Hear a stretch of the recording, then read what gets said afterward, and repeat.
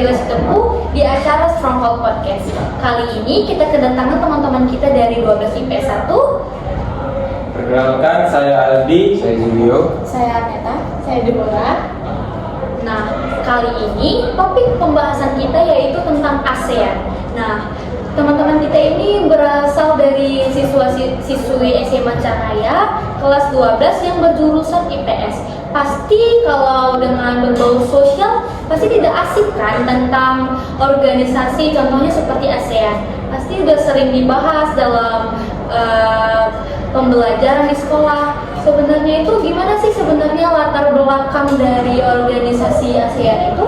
Nah, jadi di sini ASEAN ini merupakan singkatan dari Association of Southeast Asian Nations atau Perhimpunan Bangsa-Bangsa di Asia Tenggara. Nah, ASEAN ini didirikan pada tanggal 8 Agustus 1967. Nah, pendiri ASEAN ini ialah dipelopori oleh 5 negara. Yang pertama ada Indonesia, Malaysia, Filipina, Singapura, dan Thailand. Nah, masing-masing negara ini diwakilkan oleh wakil Menteri Luar Negeri dan ada juga diwakilkan oleh Wakil Perdana Menteri. Yang pertama itu ada Indonesia.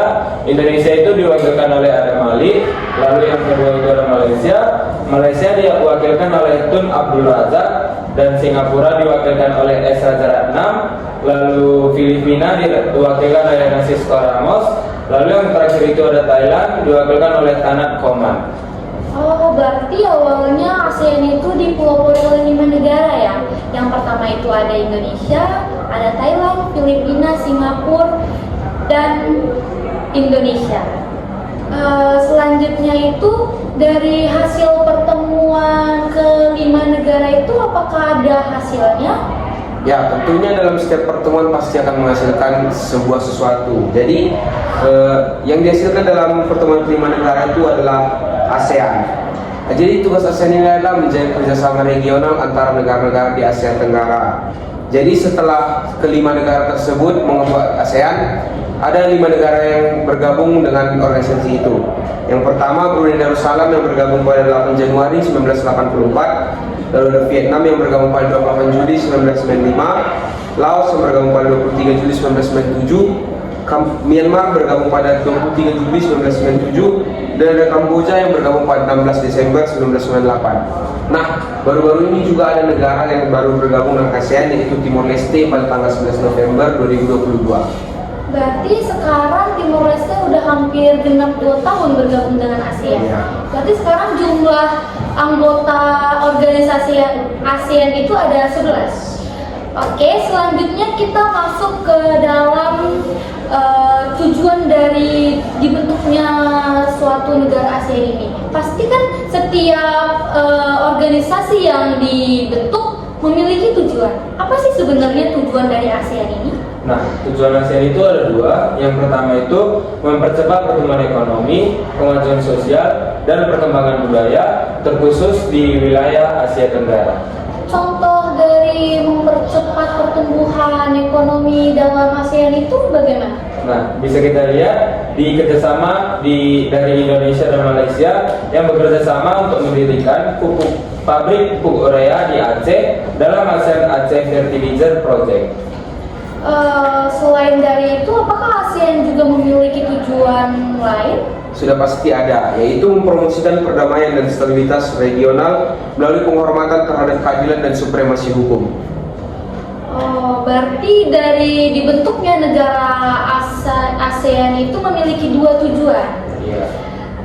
Selain dari yang ASEAN memiliki tujuan, pasti ASEAN juga memiliki prinsip-prinsip dalam keorganisasiannya. Apakah prinsip-prinsip dari organisasi ASEAN itu? Nah, organisasi ASEAN pasti memiliki beberapa prinsip. Nah, prinsip-prinsip ASEAN itu tertuang dalam Piagam ASEAN yang ditandatangani pada tanggal 20 November 2007 di Singapura. Nah, yang keenam prinsip-prinsip ASEAN tersebut yaitu yang pertama, menghormati kedaulatan kesetaraan dalam negara-negara anggota. Yang kedua, berkomitmen bertanggung jawab dalam meningkatkan perdamaian, keamanan, kemakmuran di kawasan tersebut. Nah, yang ketiga, menolak agresi, ancaman dalam bentuk apapun. Yang keempat, menyelesaikan sengketa secara damai. Yang kelima, tidak mencampuri urusan dalam negeri anggota ASEAN. Dan yang terakhir, yang keenam, menghormati kebebasan yang mendasar, perlindungan HAM, serta pemajuan keadilan sosial. Ada 6 dari prinsip-prinsip dalam keorganisasian ASEAN. Nah, seperti yang kita ketahui, ASEAN mengadakan KTT pada tahun 1976 yang ada di Bali. Apa sih hasil dari konferensi tingkat tinggi yang dilakukan oleh ASEAN itu? Jadi hasilnya itu terbentuknya struktur organisasi ASEAN. Ada 5. Yang pertama itu ada konferensi tingkat tinggi, yaitu pertemuan antar kepala negara dengan anggota pemerintah negara. Yang kedua itu Dewan Koordinasi ASEAN, pertemuan luar negeri sebagai koordinator komunitas ASEAN. Yang ketiga itu ada Dewan Komunitas ASEAN, yaitu pertemuan para menteri yang membidangi 3 pilar. Boleh nggak kalau dijelaskan apa sih ketiga pilar yang ada di dalam ASEAN?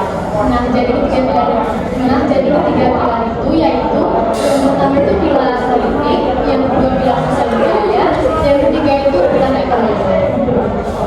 Selanjutnya, apa hasil dari KTT yang dibahas? Yang selanjutnya itu ada pertemuan badan-badan sektoral tingkat menteri, yaitu pertemuan para menteri membidangi setiap kerjasama ASEAN. Yang terakhir itu ada pertemuan tingkat pejabat tinggi, yaitu pertemuan pejabat tinggi dengan membidangi setiap sektor kerjasama antar ASEAN.